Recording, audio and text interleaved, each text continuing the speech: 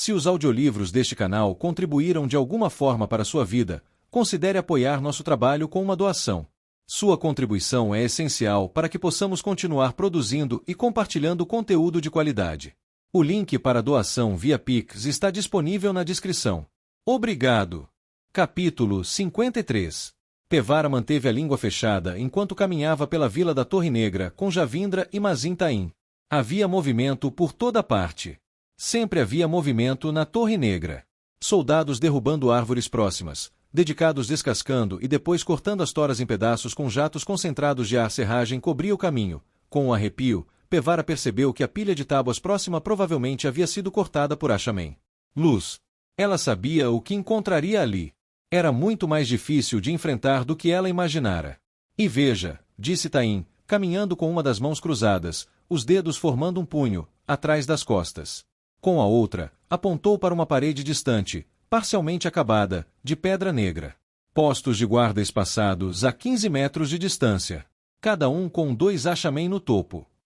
Sorriu satisfeito. Este lugar será inexpugnável. Sim, de fato, disse Javindra. Impressionante. Seu tom era monótono e desinteressado. Mas o assunto sobre o qual eu queria falar com você.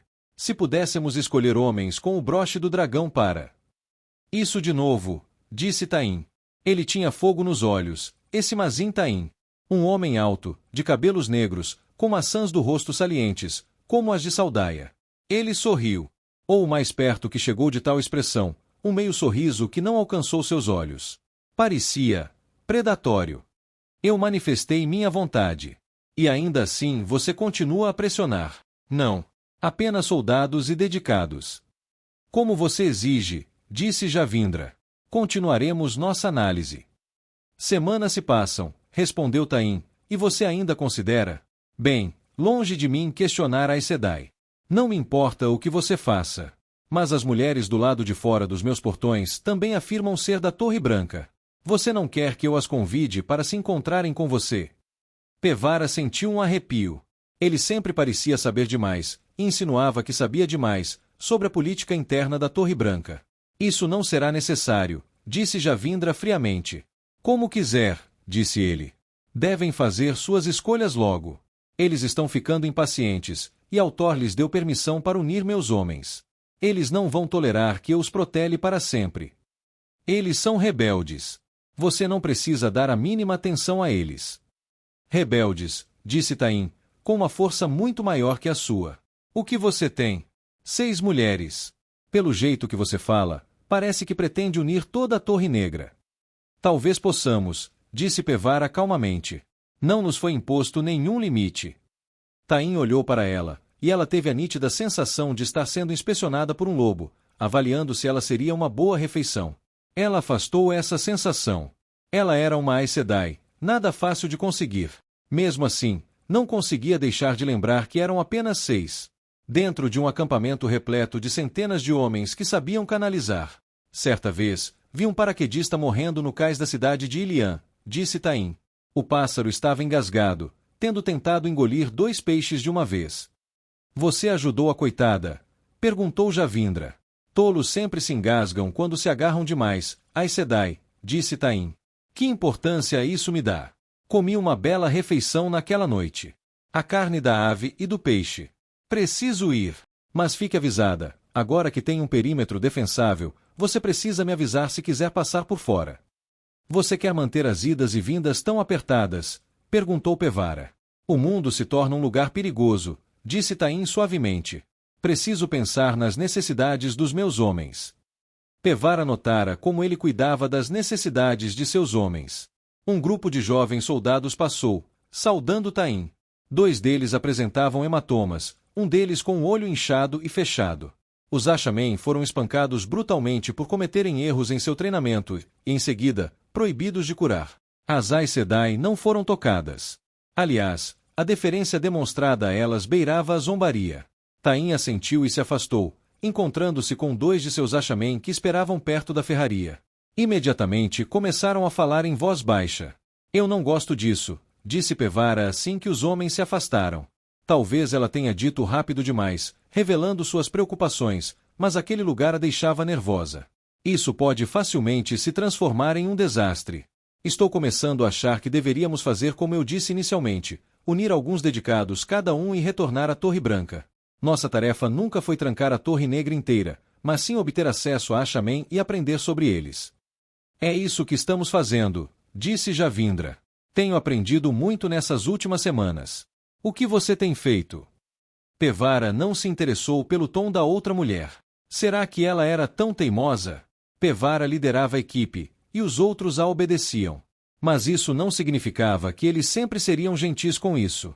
Esta foi uma oportunidade interessante, continuou Javindra, examinando os terrenos da torre. E eu acho que ele acabará cedendo em relação à questão do Asha'men completo. Pevara franziu a testa. Javindra não podia pensar isso honestamente, podia? Depois de tanta teimosia de Tain? Sim, Pevara havia cedido à sugestão de que permanecessem na Torre Negra um pouco mais, para aprender sobre seu funcionamento e pedir a Tain que lhes permitisse acesso ao Asha'men, mais poderoso. Mas agora era óbvio que ele não cederia. Javindra certamente percebeu isso. Infelizmente, Pevara vinha tendo grande dificuldade em interpretar Javindra ultimamente. A princípio, a mulher parecerá contra a vinda à Torre Negra, concordando com a missão apenas porque o Altíssimo a havia ordenado.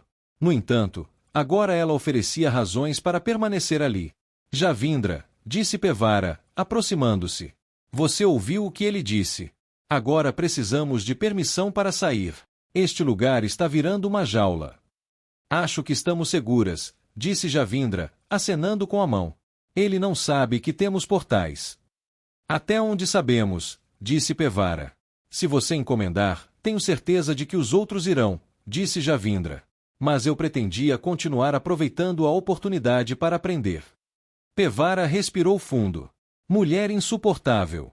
Certamente ela não chegaria ao ponto de ignorar a liderança de Pevara sobre o grupo, depois que a própria Suprema a colocou no comando. Leve, mas Javindra estava ficando errática. Eles se separaram sem dizer mais nada. Pevara girou e voltou pela trilha. Ela se controlou com dificuldade. Aquela última declaração quase fora um desafio absoluto. Bem, se ela queria desobedecer e ficar, que assim fosse. Era hora de retornar à Torre Branca. Homens de casacos pretos caminhavam ao seu redor. Muitos assentiam com aqueles sorrisos excessivamente subservientes de respeito fingido. Suas semanas ali não a haviam deixado mais confortável perto daqueles homens. Ela transformaria alguns deles em guardiões. Ela conseguiria lidar com 3, não é? Aquelas expressões sombrias, como os olhos de carrascos enquanto aguardam o próximo pescoço se alinhar diante deles. O modo como alguns deles murmuravam para si mesmos, ou se assustavam com as sombras, ou seguravam a cabeça e pareciam atordoados. Ela estava no próprio poço da loucura, e isso fez sua pele arrepiar como se estivesse coberta de lagartas. Ela não conseguia evitar acelerar o passo. Não, pensou. Não posso deixar Javindra aqui, não sem tentar mais uma vez. Pevara explicaria aos outros, daria a ordem de partir. Então, pediria a eles, Tama primeiro, que se aproximassem de Javindra.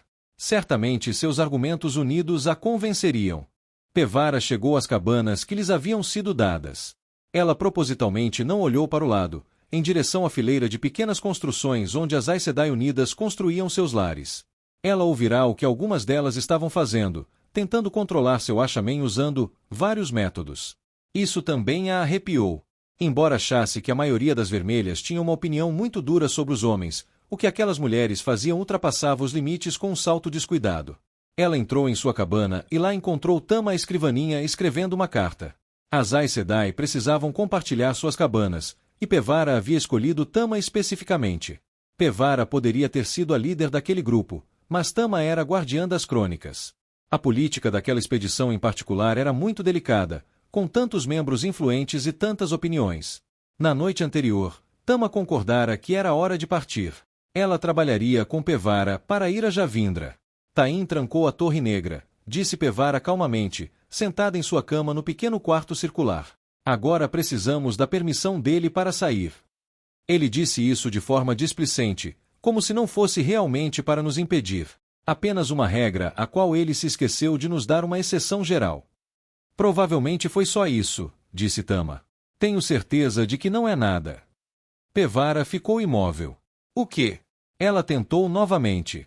Javindra ainda pensa irracionalmente que ele vai mudar de ideia sobre nos deixar criar um vínculo com Ashaman completo. É hora de criar um vínculo com dedicados e ir embora, mas ela insinuou que ficará, independentemente das minhas intenções. Quero que você fale com ela. Na verdade, disse Tama, continuando a escrever, estive pensando no que discutimos ontem à noite. Talvez eu tenha me precipitado. Há muito a aprender aqui, e há a questão dos rebeldes lá fora. Se partirmos, eles se unirão a Ashaman, o que não deveria ser permitido. A mulher olhou para cima, e Pevara congelou. Havia algo diferente nos olhos de Tama, algo frio. Ela sempre fora distante, mas aquilo era pior. Tama sorriu, uma careta que parecia completamente anormal em seu rosto.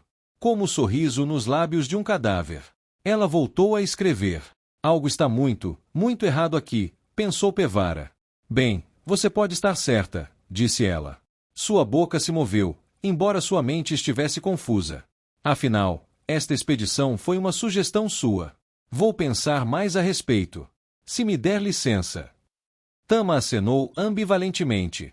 Pevara permaneceu de pé, anos como Aes Sedai impedindo que sua profunda preocupação transparecesse em sua postura. Ela saiu e caminhou para o leste, ao longo do muro inacabado. Sim, postos de guarda haviam sido montados regularmente. Mais cedo naquela manhã, eles não estavam guarnecidos.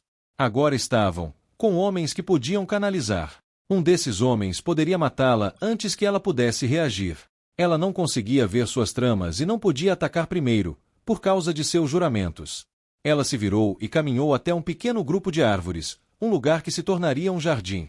Lá dentro, sentou-se em um toco, respirando fundo. A frieza, quase inanimada, que vira nos olhos de Tama ainda a arrepiava. Pevara receberá ordens do Altíssimo para não arriscar portais, a menos que a situação fosse crítica. Esta parecia uma situação crítica para ela.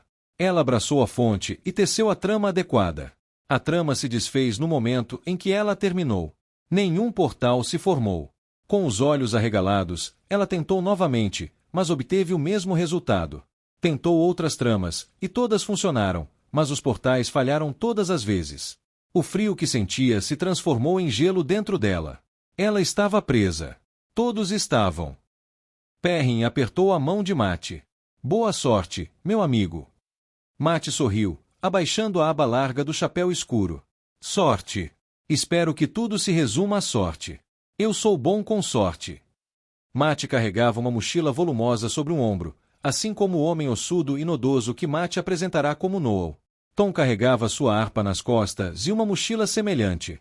Perrin ainda não tinha certeza do que estavam trazendo.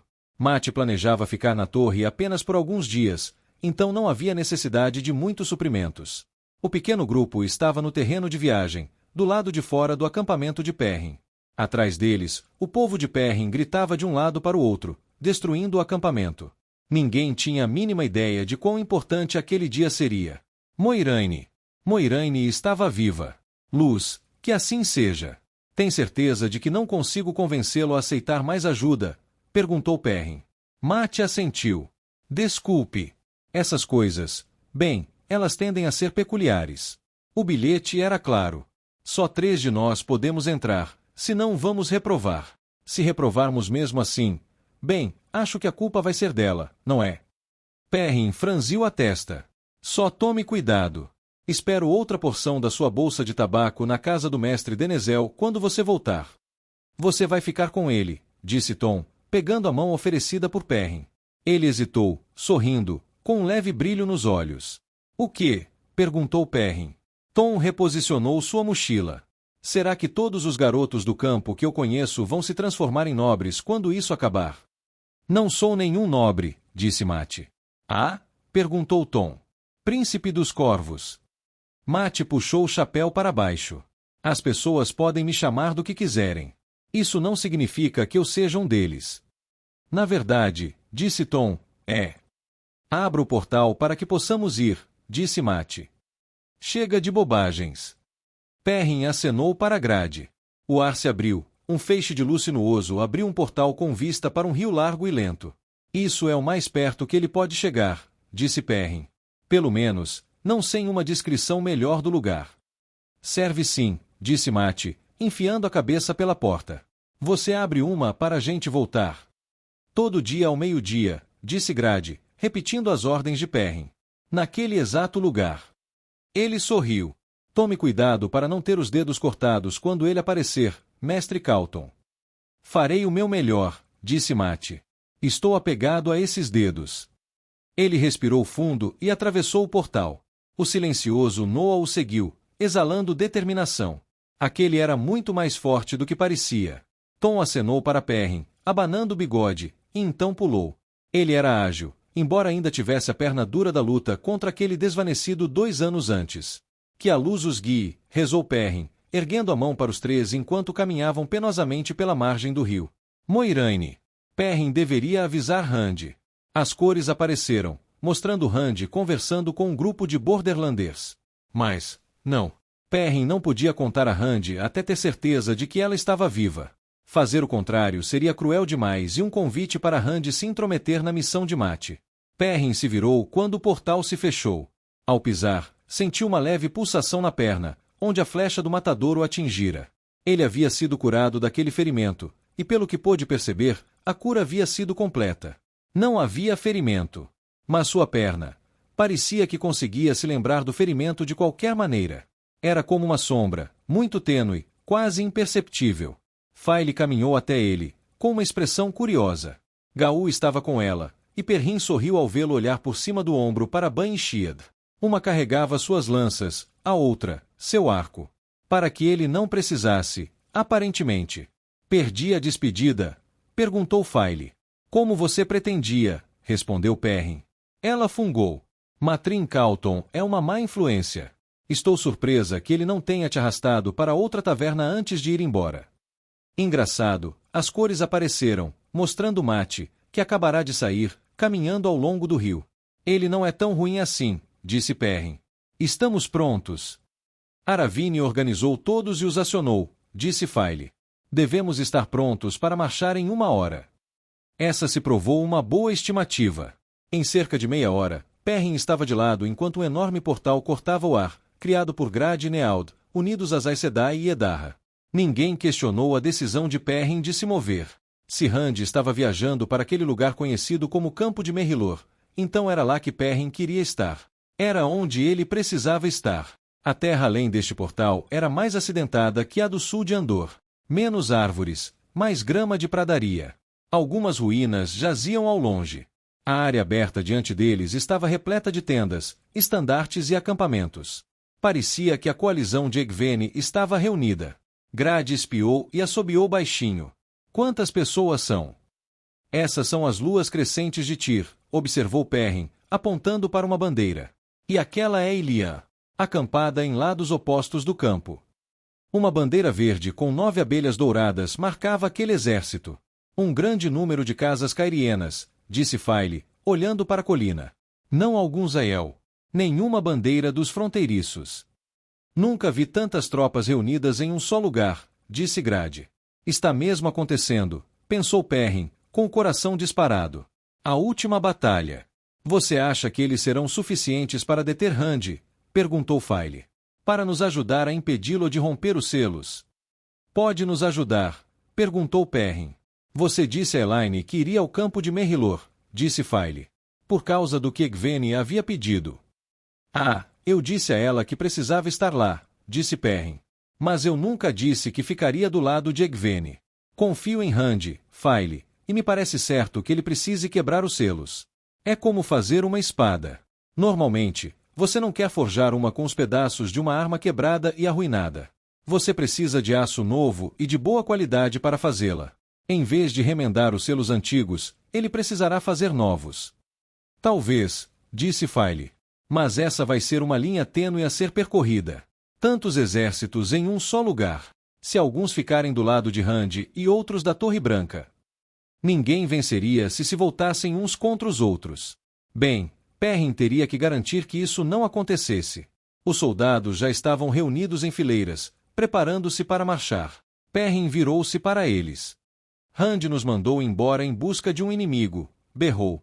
Voltamos a ele tendo encontrado aliados. Avante, para a última batalha. Só os que estavam na frente conseguiam ouvi-lo, mas aplaudiram e repassaram a notícia. Randy ou Elaine teriam feito um discurso muito mais inspirador. Mas Perrin não era como eles.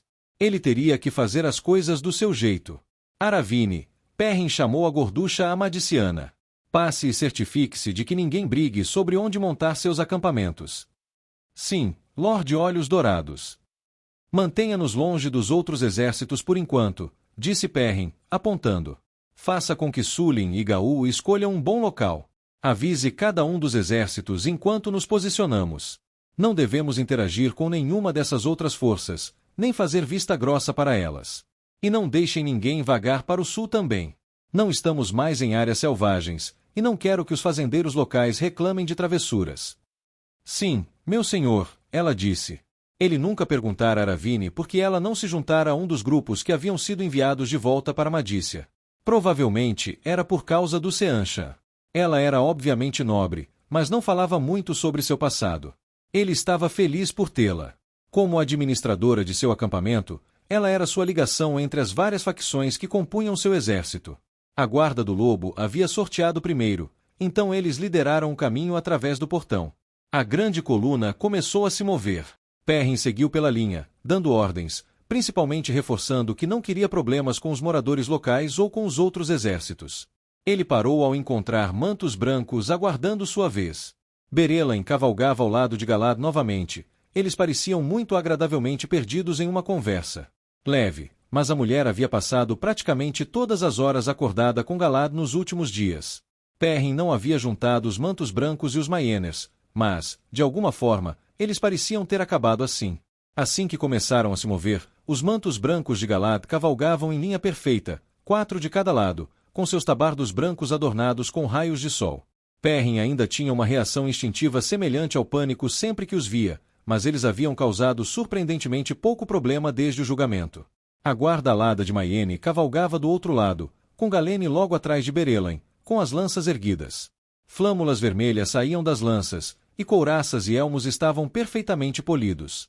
Pareciam estar prontos para desfilar. E talvez estivessem. Se você fosse cavalgar para a última batalha, faria isso com a lança erguida e a armadura polida. Perrin continuou. O exército de Aliandre veio em seguida, cavalgando em uma formação compacta de cavalaria pesada, com 8 homens de cada lado, argando à frente. Ele deu ordens ao avistar Perrin, e a coluna sinuosa de soldados se virou e saudou. Perrin retribuiu a saudação. Ele havia perguntado a Aliandre, e ela indicara que aquela era a resposta apropriada. Ela cavalgou com Arganda, de sela lateral, em um vestido marrom esguio com detalhes dourados. Uma roupa impraticável para cavalgar, mas não ficariam na sela por muito tempo. 300 passos e o mesmo número de léguas. Ele podia ver a satisfação dela enquanto saudava seus soldados. Ela estava feliz em vê-lo assumir seu papel de líder da coalizão. Aliás, muitos no acampamento reagiram da mesma forma. Talvez antes tivessem percebido o quanto ele se ressentia da liderança. Como as pessoas conseguiam fazer isso sem conseguir sentir o cheiro das emoções? Lord Perrin, disse a Liandre, passando por ele. Ela fez uma espécie de reverência, equivalente a uma reverência a cavalo. O senhor não deveria estar cavalgando. Gosto dos meus pés, disse Perrin. Parece mais autoritário quando um comandante cavalga.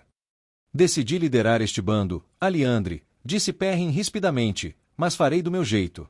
Isso significa andar quando eu quiser. Eles estavam apenas alguns metros além do portão.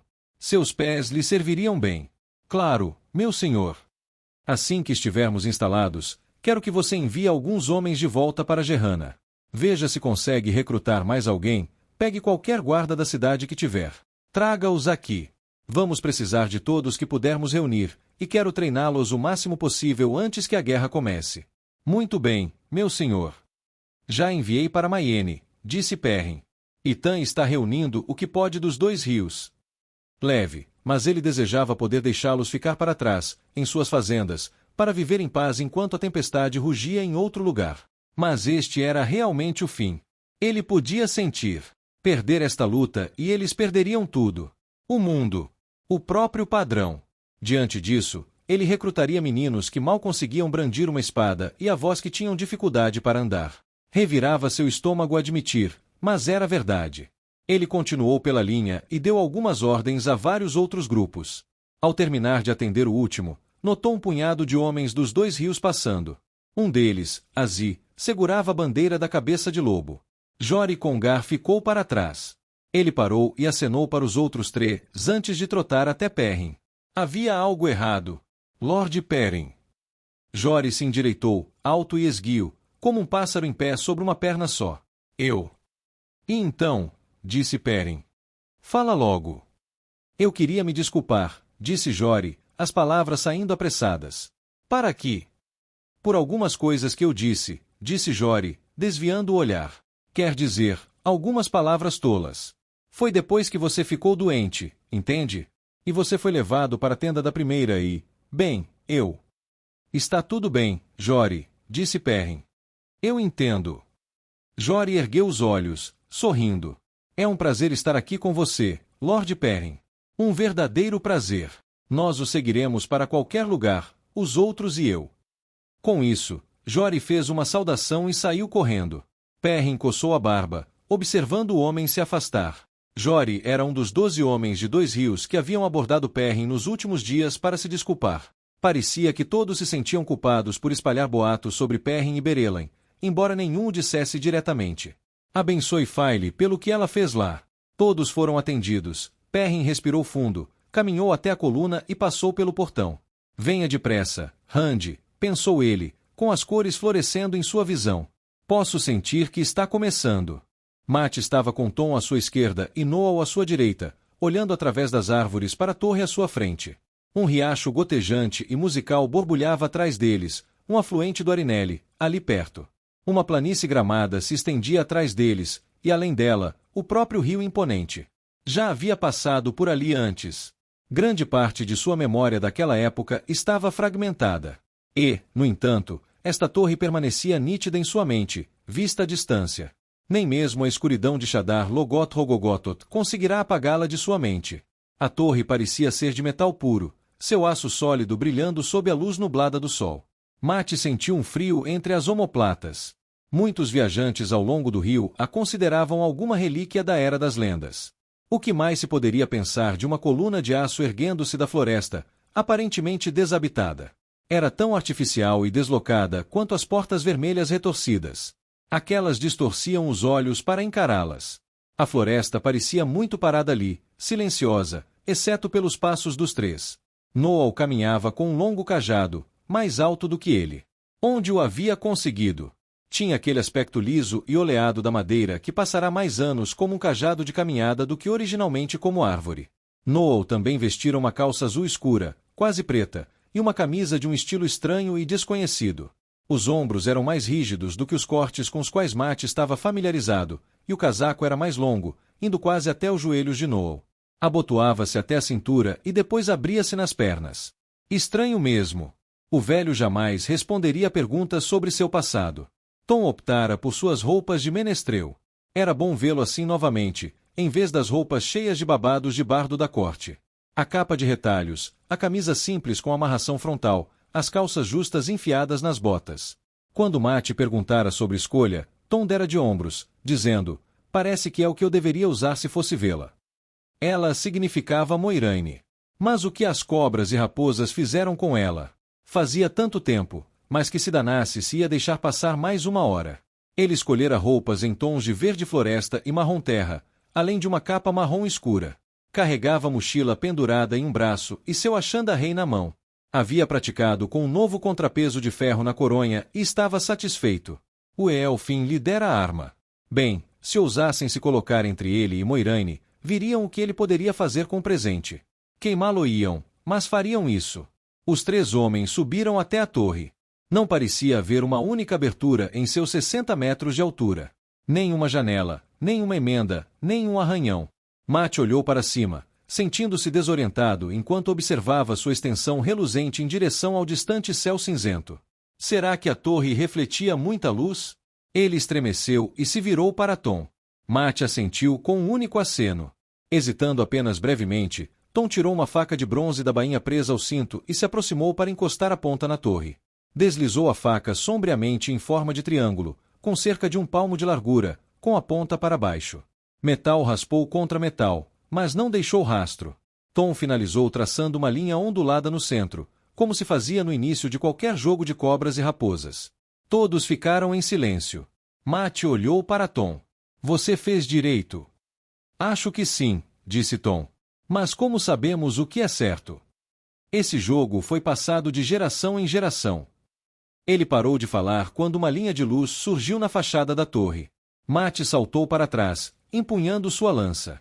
As linhas brilhantes formaram um triângulo que combinava com o que Tom havia desenhado, e então, tão rápido quanto o bater das asas de uma mariposa, o aço no centro do triângulo desapareceu. Noah olhou para o buraco do tamanho da palma da mão. É um pouco pequeno para passar.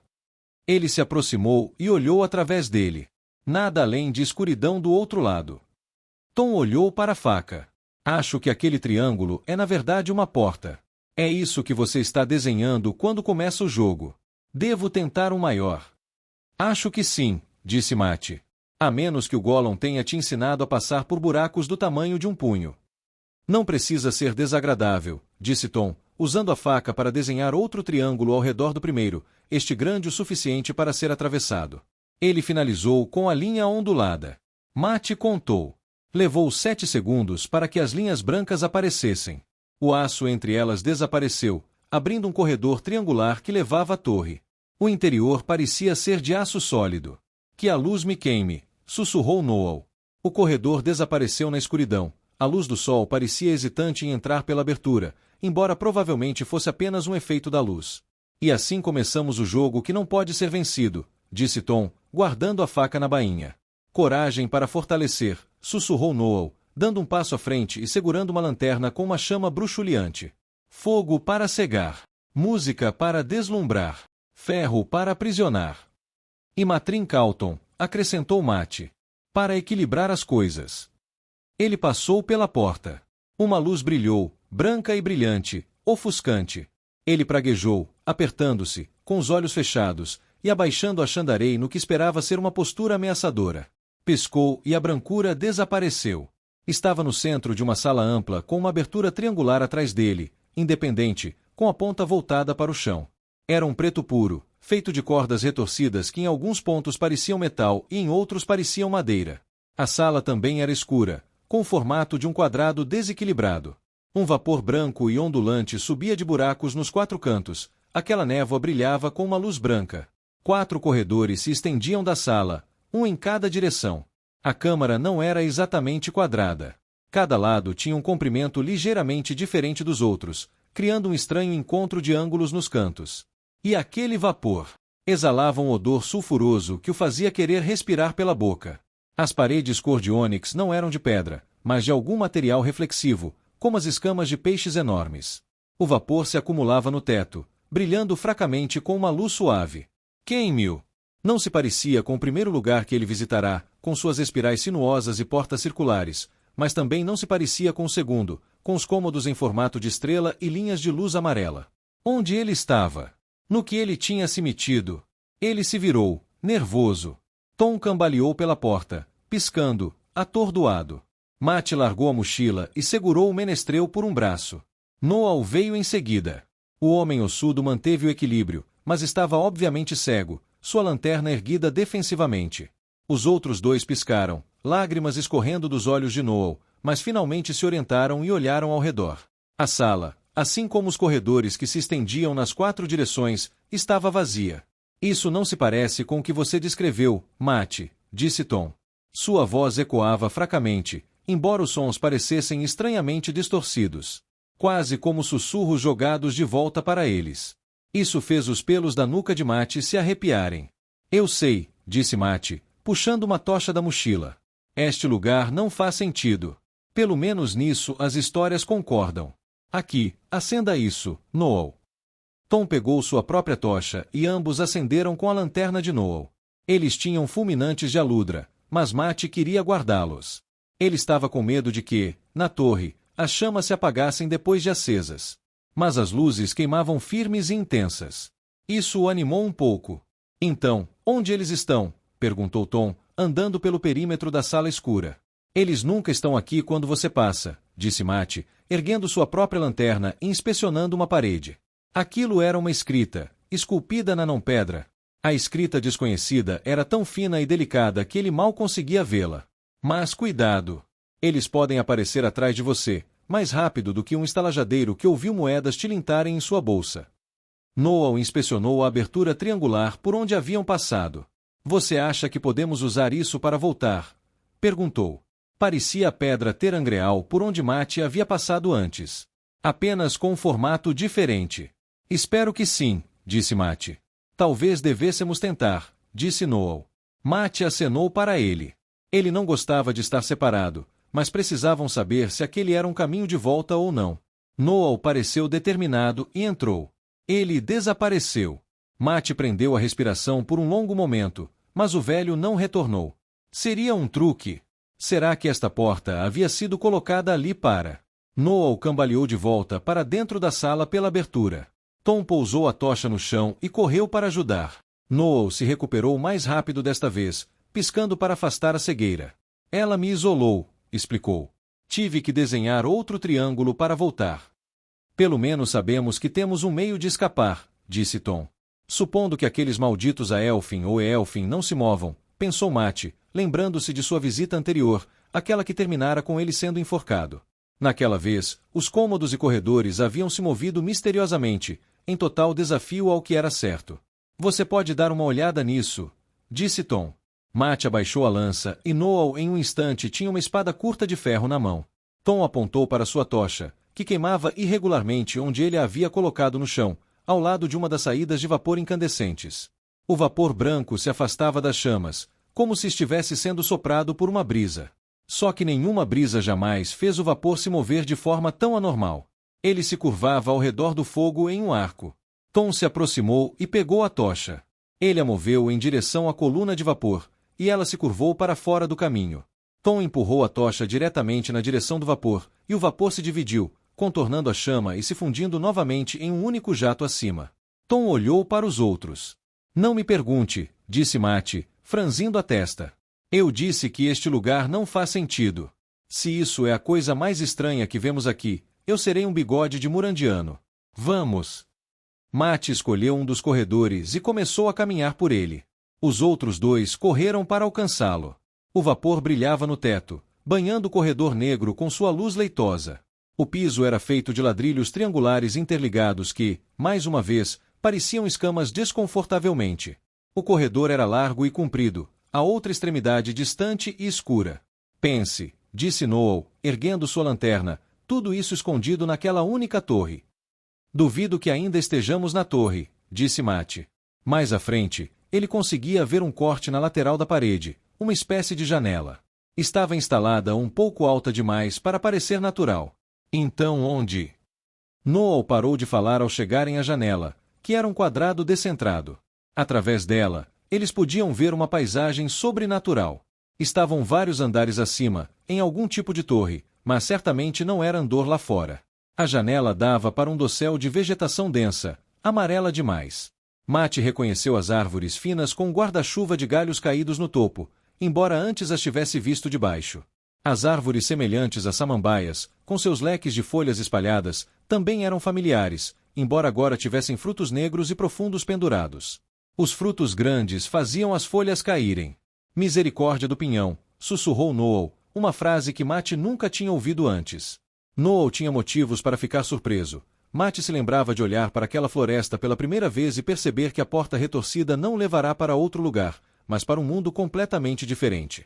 Matt olhou para o lado. Conseguia ver as 3 torres que notara em sua primeira visita. Elas não pareciam estar por perto, embora, naquele lugar, a próxima janela pela qual passassem pudesse mostrar uma cena diferente. Elas podiam. Ele fez uma pausa e então olhou rapidamente pela janela. Conseguiu distinguir uma torre à esquerda. E então soube. Estava em uma das torres que vira à distância em sua primeira visita. Ele conteve um arrepio e se virou. Pelo menos tinha certeza de que estava no mesmo lugar. Isso significava que os mundos dos Aelfin e dos Eelfin eram os mesmos? Ele esperava que sim. Moiraine havia caído pela segunda porta vermelha retorcida, o que significava que ela provavelmente havia sido levada pelos Eelfin, as raposas. Foram eles que enforcaram Matt. As cobras, pelo menos, apenas o expulsaram de seu reino sem nenhuma resposta útil. Ele guardava rancor delas, mas as raposas, elas se recusaram a responder às suas perguntas, e em vez disso, lhe deram essas memórias sangrentas. Matt e os outros continuaram pelo corredor, seus passos ecoando no chão. Logo, Matt começou a ter a sensação de estar sendo observado. Já sentirá isso antes, em suas outras visitas. Virou-se para o lado e vislumbrou um leve movimento bem atrás. Ele girou, preparando-se para jogar a tocha de lado e lutar com sua Shandarei, mas não viu nada. Os outros dois congelaram, olhando ao redor, ansiosos. Matt continuou timidamente, embora se sentisse menos envergonhado depois que Tom fez a mesma coisa pouco tempo depois. Tom chegou a atirar uma faca em um pedaço escuro da parede. A arma de ferro tilintou contra a superfície. O som abafado ecoou por muito tempo no corredor. Desculpe, disse Tom. Está tudo bem, disse Matt. Eles estão nos observando, não estão? Perguntou Noel. Sua voz era suave, levemente nervosa. Luz. Matt sentiu como se fosse pular da própria pele e fugir, deixando-a para trás. Comparado a isso, Noel parecia firme. Suspeito que sim, disse Matt. Em poucos instantes, chegaram ao fim do corredor longo demais. Ali, entraram em uma câmara idêntica à primeira, exceto pela ausência de uma porta no centro. Ela se dividia em 4 direções, com cada corredor desaparecendo na escuridão distante. Eles escolheram outra direção, memorizando o caminho que estavam seguindo, olhos invisíveis coçando suas costas. Seus passos ficaram mais apressados enquanto atravessavam o corredor e entravam em outra câmara. Era exatamente igual à anterior. É fácil ficar desorientado num lugar como este, disse Noel. Abriu a mochila e tirou uma folha de papel e um lápis carvão. Fez 3 pontos no papel e os conectou com linhas, representando os corredores e salas por onde passaram. É tudo uma questão de manter um bom mapa. Um bom mapa pode significar vida ou morte. Pode confiar em mim. Matt se virou, olhando para trás, para o caminho que tinham percorrido. Parte dele queria continuar, não olhar para trás, mas ele precisava saber. Vamos, disse ele, voltando pelo mesmo caminho que tinham percorrido. Tom e Noel trocaram olhares, mas mais uma vez se apressaram para alcançá-lo. Levaram uma boa meia hora para retornar à primeira câmara, aquela que deveria conter a porta. Encontraram-na vazia. Aquelas colunas de vapor subiam dos cantos. Elas também estavam nas outras 2 salas. Impossível, disse Noel. Refizemos nossos passos perfeitamente. A saída deve ser aqui. Ao longe, fraco e quase inaudível, Matt ouviu uma risada. Uma risada sibilante e perigosa. Maliciosa. A pele de Matt gelou. Tom, disse ele, você já ouviu alguma história sobre Birgitte Arco de Prata e sua visita à Torre de Genjei? Birgitte, perguntou Tom, erguendo os olhos da inspeção, com Noel, do chão. Eles pareciam convencidos de que a porta devia ter sido puxada para baixo, dando para algum alçapão escondido. Não posso dizer que sim. Que tal a história de uma mulher presa por 2 meses em um labirinto de corredores dentro de uma fortaleza? 2 meses, disse Tom. Bem, não. Mas há a história de Elmiara e os Olhos de Sombra. Ela passou 100 dias vagando por um labirinto, procurando a infame fonte de cura de Sund para salvar a vida de seu amante. Provavelmente era isso. A história havia sobrevivido, havia mudado de forma, como tantas outras. Ela não saiu. Não. Ela morreu no final, a apenas 2 passos da fonte, mas separada dela por uma parede. Ela podia ouvi-la borbulhando. Foi o último som que ouviu antes de morrer de sede. Ele olhou ao redor, desconfortável, como se não tivesse certeza se queria compartilhar tal história naquele lugar. Matt balançou a cabeça, preocupado. Queime-o, mas ele odiava aquelas raposas.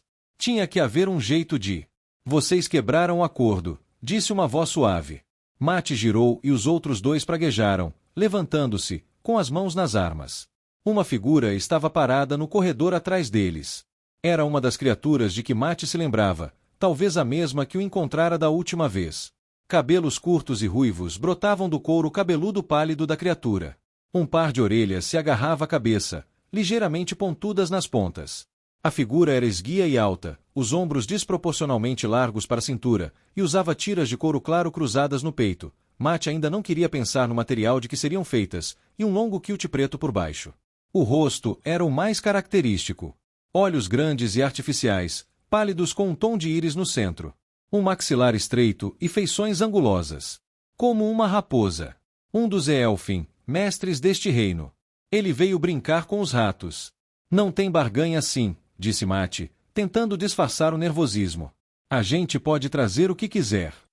Não ter um acordo é perigoso, disse o Elfin com uma voz suave. Para você. Felizmente, posso levá-lo aonde quiser. Então, disse Mate. Faça isso. Deixe seu ferro, disse o Elfin. Seus instrumentos musicais. Seu fogo. Nunca, disse Mate. O Elfin piscou os olhos arregalados. Lentamente, deliberadamente. Deu um passo à frente, com passos suaves. Mate ergueu sua Shandarei, mas o Elfin não fez nenhum movimento diretamente ameaçador. Deslizou ao redor dos três, falando suavemente. Vamos lá, disse ele. Não podemos falar com civilidade. Você veio ao nosso reino em busca de algo. Temos o poder de conceder o que você deseja, o que você precisa. Por que não demonstra boa-fé? Deixe para trás seus instrumentos de fogo. Apenas esses, e eu prometo liderá-lo por um tempo. Sua voz era hipnótica, reconfortante.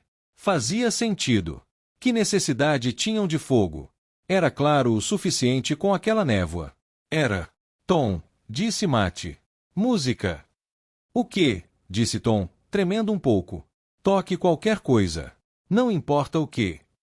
Tom pegou sua flauta, e o Elfin estreitou os olhos. Tom começou a tocar. Era uma canção conhecida, O Vento que Agita os Salgueiros. Mate pretendia acalmar o Elfin, talvez despreveni-lo. Mas a melodia familiar pareceu ajudar a dissipar a névoa na mente de Mate. Isso não é necessário, disse o Elfin, encarando Tom. Sim, é, disse Mate. E não vamos abandonar nossa fogueira. A menos que você prometa nos levar até a Câmara Central e nos devolver Moiraine. Não posso fazer esse acordo, disse a criatura, continuando a andar ao redor deles. Mate se virou para segui-la, sem nunca dar as costas para a coisa. Não tenho autoridade para isso. Traga alguém que possa. Impossível, disse o Elfin. Escute-me. Fogo não é necessário. Eu o guiarei até a metade do caminho até a Câmara Central, a Câmara dos Laços, caso você deixe para trás esse fogo terrível. Ele nos ofende. Queremos apenas satisfazer seus desejos. A criatura estava obviamente tentando acalmá-los novamente, mas sua cadência estava fora de sintonia, em desacordo com a de Tom.